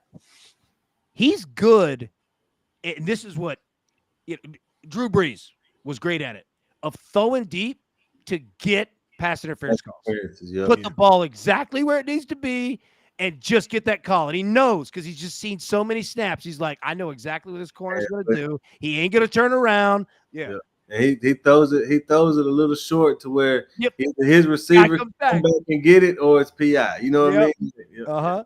Like, and dude, that like that literally they've done that for like Clemson's done that the last 3 games and it works. And Like if you know what you're doing, it works. And just shut up about it. Do it. Yeah. The receivers they got over there, the Wesco kid and the other, I can't think of the other kid name, but they finally got some athletes again out wide, and it's starting to show as the season, like the end of the season came on, where Klubner started hitting his stride with the offense. Like those receivers started getting separation, taking the top off of defenses, and we ain't seen that from Clemson hell since what, Justin Ross and T. Higgins. Yeah, I mean it's been a long time. So and they got nothing to lose. Like they got nothing to lose. Well, you know, Dabo gonna play the hell out of that. We're just little Clemson. We just little Clemson. Nobody expected us to be here. Nobody believed in us. Yeah. We only here because we won our conference championship game. So you know, nobody's expecting us to win. We're gonna play big old Texas. Everything's bigger in Texas, and we're just little old Clemson. Yeah, yeah. Y'all talk about coaches and the personalities they present. He's definitely a crooked televangelist. Is the way he presents. Yes. Easy. Yes. Oh, you don't, dude. That offering plate, like once it's out of your hands, it's gone. Like at like 100. Man, that man, he sounds like a pastor that got a ranch at it, like back at his house. You know what I mean? Like he don't live in a normal house. He got a ranch and he used your offering to buy a new John Deere tractor and shit. You know what I mean? Like that. Yeah. Dude, well, like, I mean, shoot, man. Like, you guys are down there near it, man. Like, when that hurricane hit Houston and they're like, Osteen, look, man, you're the only place that ain't wet. He said, this fool said, we just got the carpets redone. Like, come on, man. Man, locked the church up, man. Talking about it was flooded. Man, my people went by that church, man. Like, dude, I was barely wet over here, man. Like, what you talking about? And he said, we just got the carpets. Like, dude, that's the worst. Like, come on, man. Come up with something better than that. And what it wasn't much later that they found that money in that wall, too. Oh, so yeah. I'm just saying. Dude, yeah. Money in the wall. Like, that's Dabo. He's got money in the wall. Yeah. Right there, man. Yeah. That's movie shit right there. Yeah. All right. AB, I said I got one more for you. I want to move away from necessarily college football. We can just talk any. How do you keep finding these crazy bets like the 2-point conversion one?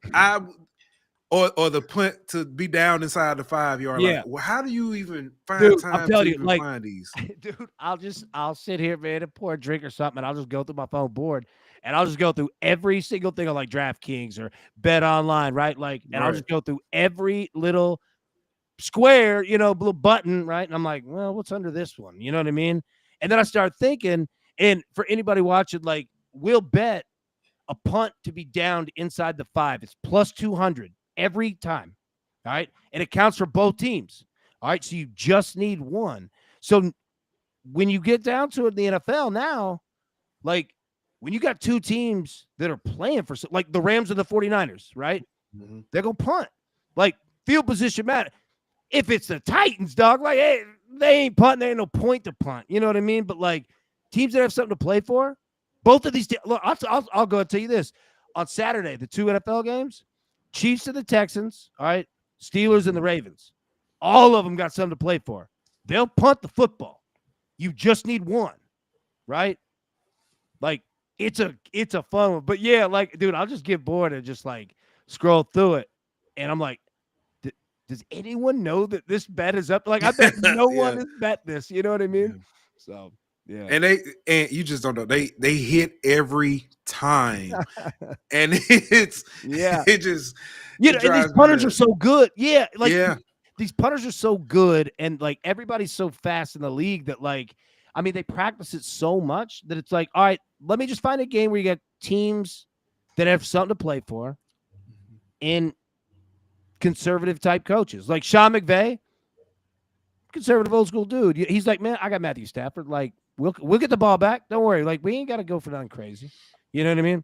Yeah, it's fun. Yeah, that's a pretty good one though, man. I ain't never.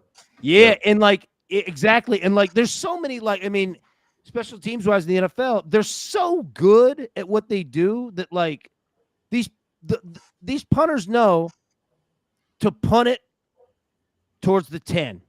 Yep. And the gunners go down and they'll just catch it. You know what I mean? Like, one, I mean, you've got a guy, that's going to, fair catch on the other side. But if they don't, like, it's almost always stopped. Like, because these dudes are just so good. You know what I mean? Yeah. But I love the random ones. With the interceptions, like, we all might be the only people that bet, like, interceptions, like, consistently. And it's like, dude, the quarterback has the ball in his hands every play. You know what I mean? On both sides. So it's like, you've got a great chance at doing it. So you go screw up once. These defenders are way too good. I was doing the Dak Prescott interception over half interception on a like I throw it in with my parlay, like NFL Sunday parlay or whatever. I throw it in just to get another leg, and and you're like, you got to watch. Like, it's gonna happen. It's gonna hit 5 times out of 6. You know what I mean? Like, and you know what's funny is like with those, like the best ones are good quarterbacks. Patrick Mahomes, Jordan Love. Yep. They throw picks all the time because they're like trust themselves so much to make their play, and they know it. They're like, that's like it's like a punt. We'll get it back. 100%, exactly that. They're like, dude, we'll be fine. We're like, right. So it's like, the big money dudes. Like that's what you bet on. Let me like ask you, Penix, like who knows how many times you're gonna get to actually throw? Yeah, that's a good point. You know what I mean? Good point. I don't know how much they trust him yet. Yeah. Super Bowl winner. I know there's like 4 teams that's like in one tier, and then you got everybody else like a step below them. Like the Bills, Lions, Chiefs, Eagles are all kind of in that. You know who I'm gonna say? Plus 400, plus 500 range. Then everybody else is kind of the next level. I'm gonna say the Philadelphia Eagles. I think that they've got enough dudes and they got a real defense. Not these other teams don't, but the Eagles aren't built on precision passing. They can light you up, but they don't have to. Yeah, they can line up, run the football, and they can. Best run defense. Like they're the only team that I look and you feel like they have problems, but they really don't. Like they're pretty damn. Like the Ravens' pass defense is the worst in the NFL. I love Lamar Jackson. Like he's a monster there. Like, but they, you could go out and smoke them. Buffalo, how long is it going to last? It could last all year. Yeah. They're amazing. Amazing. Like Josh Allen's the MVP. But I think I'm going to go Philly. Like, what do you guys think? If they keep the locker room, that's the only thing. The only thing that can stop Philly is themselves. Yeah, Shamar Moore got to chill out, man. He tripping. Like it's all kinds of wild. Like AJ Brown is like for the coaches, then he's yelling at Jalen. It's like, dog, we lost 2 games. Can we relax? Like we all right? Like we good? Who do y'all think? Yeah, I had Baltimore in the Super Bowl. Yep. They're good. I mean, if Lamar, I knew there was a little confidence in him. Since Derrick Henry cut his hair, he kind of been like Samson. What was that, dude? Like, come on. Yeah. And I had KC going back. Yep. How do you bet against them? How the ways that they win? Yeah, it's like they got a damn. Dude, they got an angel of God around them. Like they can do no wrong. Mahomes' injury, every other player, like that's a 6-week injury. And this dude isn't gonna miss a game.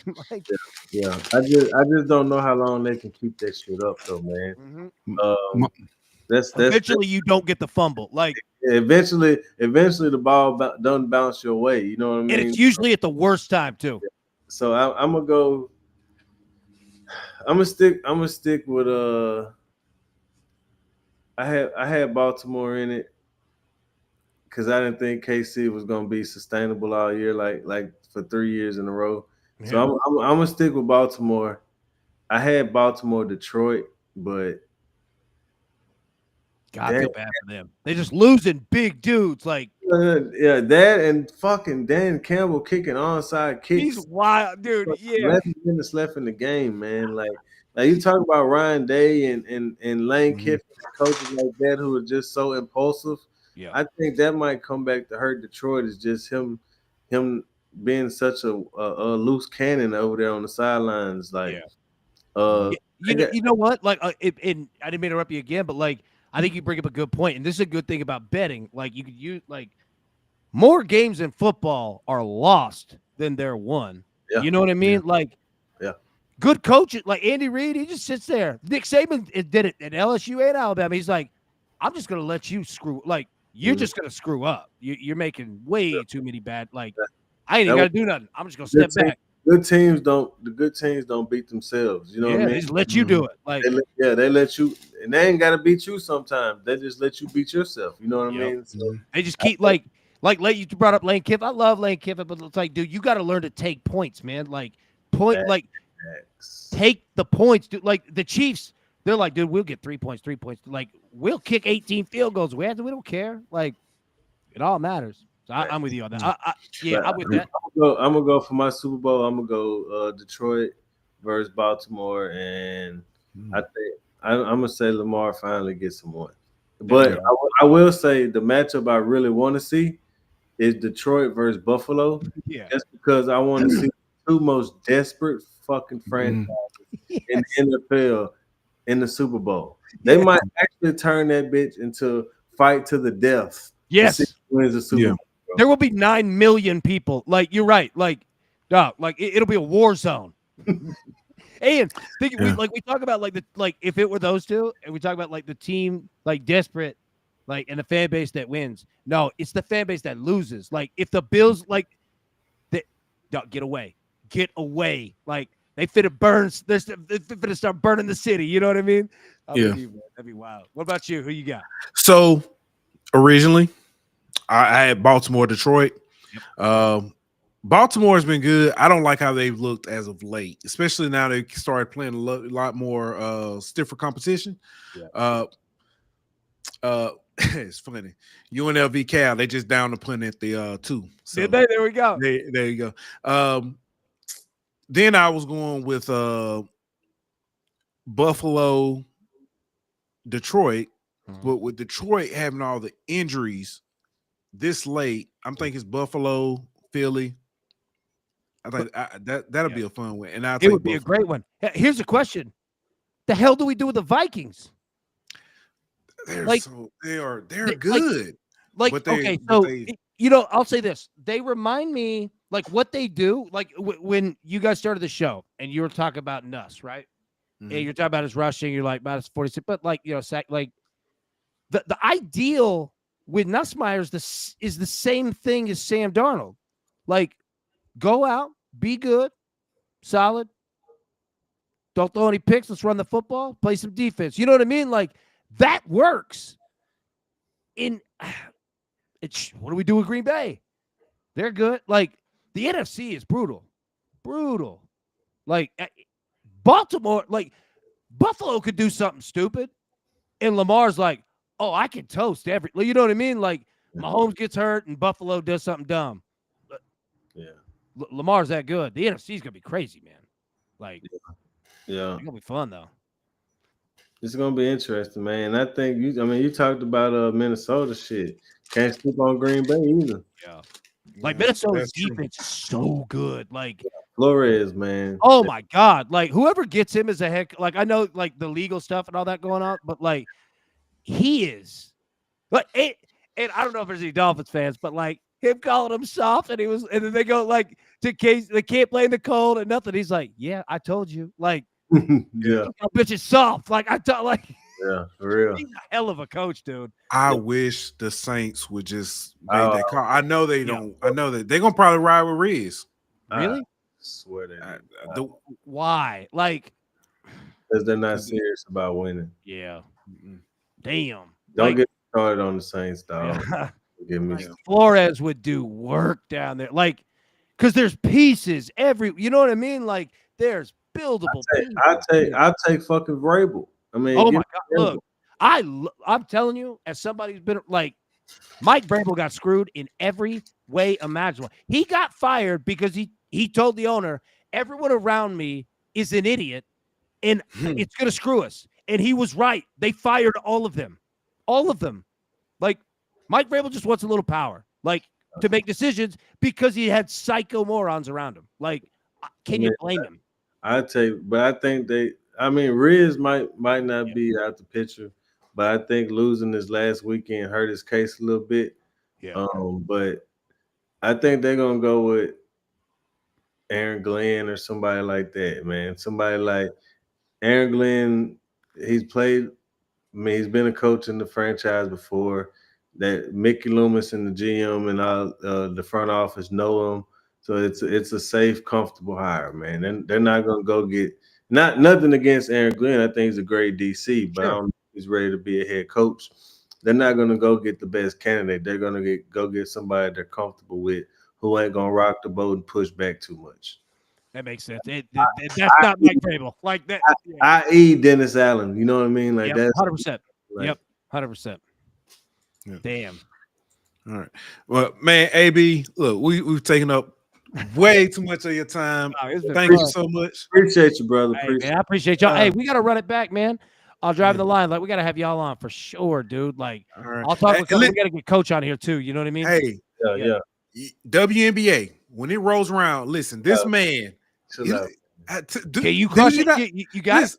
AB, he is literally. He had what'd you have, a 9 out of 10 bet week? Yeah, something on the WNBA. Did you really? Like, so okay, like real quick, like so. All right, that's the spot, because like it got into the same thing that like every media company did, where it was just arguing about Angel Reese and Caitlin Clark when they weren't even arguing. Like, it turned into nothing, and I was like, forget this. Like, how do we bet this? You know what I mean? Because like these two girls can ball. Like, so if you know it, like, yeah, got some. Like I do WNBA fantasy, dog. Like, do you really? Yeah. So I've done it for like the past 3 years. So like I know. Is it a consistent league? Like, yeah. Like for the most part, like you like, got favorites win. Like, I hear that. Like, it's a very consistent, fundamental. Like, you have haves and haves nots type league. You know what I mean? So and a lot of times the plays aren't necessarily spreads as much as like team totals and things like that, you know, or player totals and things like that. You know what I mean? So it's all like any sport, it's all about matchups, you know what I mean? But like there's teams who just don't have great guard play. So, you know, Caitlin Clark or, you know, Arika Gumbawale or, you know, Sabrina Ionescu, they're gonna have a good night going up against this team that don't have good guards, or this team don't have a good post. So, you know, Asia Wilson or Breonna Stewart or, you know, Nafisa Collier or whoever is gonna go out. You know what I mean? It's kind of like matchups like any other sport, you know. But, dude, I love that. And like, but the thing is, most of the time, like for the first, I'd say for about the first month and a half of the season, the books have no fucking idea. Really? Yeah, I can see that. It's a lot like college baseball. Yeah, like, they have no clue what they're doing. It's like they gotta wait till they get enough data for them to, you know what I mean, to make their lines and all that kind Florida of State, they had no idea. I was like, Florida State's gonna score 30 runs. Like, dude, they're gonna light this dude up. They're playing Tennessee Tech. You know what I mean? Like, that makes sense. For like the first month, I kill them. You know what I mean? Like, I just straight murder them. And then it kind of evens up. Like the data starts coming in for them. Once they got the data and all that kind of stuff, the line starts shrinking and they start getting more accurate with their stuff. You know, when's the season start? It starts in like May. Yeah, because the championship is April. The championship is April. The draft is in like May, and the season starts in like June. So all right. So like I've got that down. Like, we're definitely gonna do that. Like, we're gonna have you guys on before that. You know what I mean? But like, that is that's a great idea. It would be fun as hell, because like, I want to get into it more. Like, I watch it. You know what I mean? But like, not he's talked me into watching a fantasy league, dog. Like, he's talked me into watching it. I want to learn. You know what I mean? Like, I would love to just sit and like see, like, just watch you operate. You know what I mean? Like, okay, like, I see what he did. I literally have I've had the league pass now for 2 years because he was talking about it. So I was like, why not? And I've enjoyed it. I would sit here on a stream, like, if it weren't live, it's just us. Like, and you're just like, all right, watch this. Like, this team, heavy guard play. You know what I mean? Or look, this team's go clean glass. There's no chance they're giving up rebound. Like, I would love to learn that. And then like coaching style matchups and all that kind of stuff. Like, this coach is gonna run, always gonna run. This team gonna slow it down, or this both teams gonna run. So look at the over in this game. You know, like all that kind of stuff. You know, My man running a fantasy league on this. Like, dude, I love it. I got pissed off in my fantasy league because I lost the championship by 12 points, dog. Oh, And that ain't nothing but like 2-3 points of rebound. You know what I mean? Yeah. Like, INSQ, dude, missing a 3 and a free throw. Like, yeah. Like, dog. So That's brutal. But that's awesome. Like, dude, that's awesome. I love it, man. yeah, WNBA where it's at, bro. Yeah. All right. A lot of money AB. paid. Yeah. AB, thank you again. You brought up driving the line. Yeah. Tell us more about it. Tell the people where they can find you and all the good things that you guys are doing. Yeah, man, I appreciate it. Like I said, man, we're gonna have you guys on there for sure. Driving the Line on YouTube at Driving the Line. Come check it out. Remember Jonathan Coachman, WWE, Sports Center, all that. Me, him, and a whole host of gang, man. We run it to have a good time. 10 a.m. Eastern daily. Mostly sports betting, but we talk everything just like this, man. Have a lot of fun doing it. So yeah, come check us out, man. At Driving the Line on YouTube. I think you have a lot of fun. And I appreciate you guys. Like, dude, it's so good to talk ball with you guys. I miss you, man. Always. Yeah. All right. Definitely we'll try to have you guys on. I know around time Super Bowl and stuff, and we gotta have you back for baseball season. Oh, hell yeah. That was great. That was great last year. Hey, y'all might do the that last two national champions. Yeah, at that, I know. So I know, and I'm telling you, like, I don't know if like y'all started digging in on it yet. LSU has been loaded and just killed it in the like. LSU probably is going to start the season to get like 1 or 2. Like, yep. Like let me say this. Tennessee is absolutely low. Their team might be better than they were last year, and LSU's team is way better than that at every single spot. Like, y'all might do it again. Like, it's a fun little little arms race going between Tennessee and LSU, man. I know, and like it is, and I'll tell you this: like, even our coach, man, like after winning the title, like LSU's the standard. Like LSU's the absolute standard, and there's like a respect level there. Like our coach does not get along with a lot of other coaches. He's kind of brash, but he kind of bends the knee a little bit to LSU because it's like, dog, that's the king level. You know what I mean? Like we're trying to be that. And it's a lot of fun, like a ton of fun, man. A lot of people don't like Tony V, but I kind of dig it. Like it kind of goes back to Beamer. If just be who you are, man. If you're a cocky asshole, be that, man. You know, exactly, just bro. Might as well, but just go out your way. Yeah, that battle with Van Horn and that is my favorite weekend every year. Yeah. Dude, we had Pitch and Go just coming out getting burned, telling me to go. Like, dude, it was going down. Awesome, bro. Well, hey, man, I appreciate you guys having me for real, man. Like I said, I'll text you guys, man. We got to have you over there, and definitely on that WNBA thing, man. Like, there'll be like our whole audience will absolutely love the same thing I was saying, to just sit and learn. Like, betting on it, not betting on it. Like, just looking at it, saying, hey, this is what I would look at with these teams. You know what I mean? Like, it'd be awesome. Yeah. I mean that's part of the reason why I'm a degenerate. Why you see me betting on a 3-leg hockey parlay. You got the Minnesota Wild, See, look, I get the notification every morning, like 8:58. You know, DTL coming. You know, 90 seconds or whatever it is. I'm usually at work. You know what I'm saying? Trying to get some work done. Got the AirPod in, checking them out. Coaching all them over there, tripping, you know, making go running wild. Well, hey, first off, that's awesome. AB come in with one of those. Well, let me give you a little bit of information right here. The last time there was a Thursday night game when it was minus 26 degrees, the score was 6 points. You know what I mean? Like he always coming in with some random fact, man. Hey, I love it, man. And like I appreciate that. And like I'm telling you, like, you're gonna be doing that in the WNBA, and like literally, I'm just gonna put it on mute, and I'm just gonna sit and just take notes on what you're saying, dude. I can't wait for it. I'm with it, man. Just let me. Well, I know y'all gotta rub it. I appreciate you guys so much. It's so good talking about y'all, man. Always, man. Always. Yeah. All right. Appreciate y'all, man. Y'all be good. All right, man. Mr. Allan A.B. Bell, your favorite Kappa's favorite Kappa. Good stuff, man. Good stuff.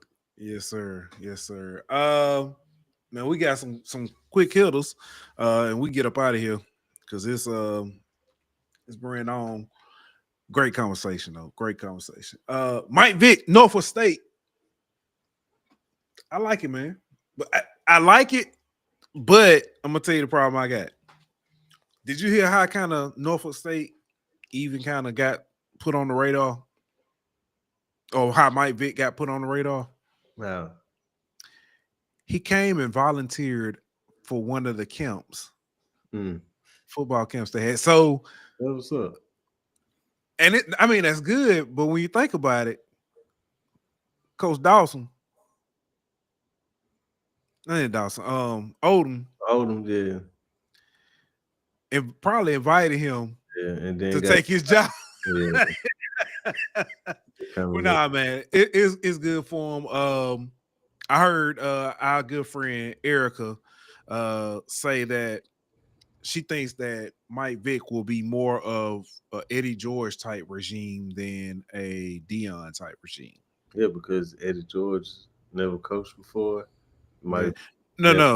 When she's talking about that, she's talking about like it'll be more quiet and you know what I'm saying instead of having celebrities still around and stuff. Just their personalities. Yeah, that's what she's saying. She thinks that it'll be more. But I mean, I don't know. That could be seen as a shot at Dion. It could. I don't think it's meant like that, but yeah. Next up, man. Men and women basketball both get wins yesterday. Big wins. The Seton Hall.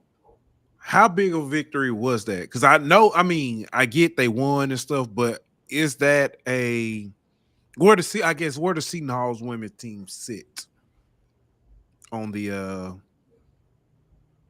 radar of greatness in women's basketball? They okay. Because I watched it and the way they were kind of talking about the it was the big they had. Can't think of her name. My Faith. Yeah. The way they were talking about her, I was like, okay, see, Mahal must be pretty, you know what I'm saying? I get they're probably tier 3, tier 2 type team. Pretty good mid-major.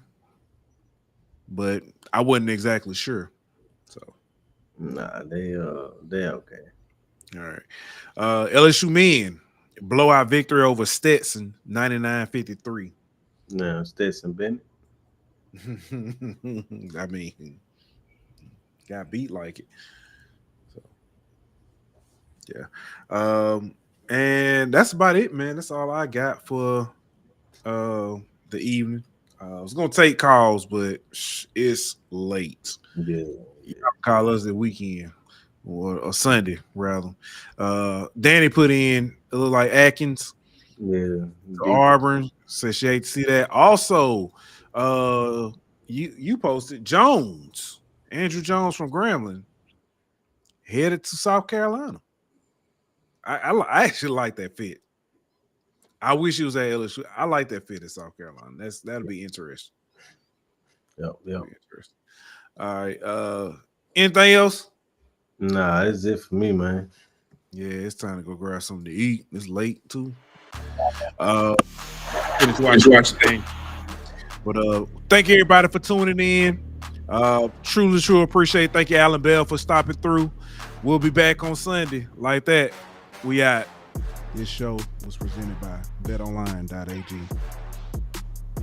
Bring me my money.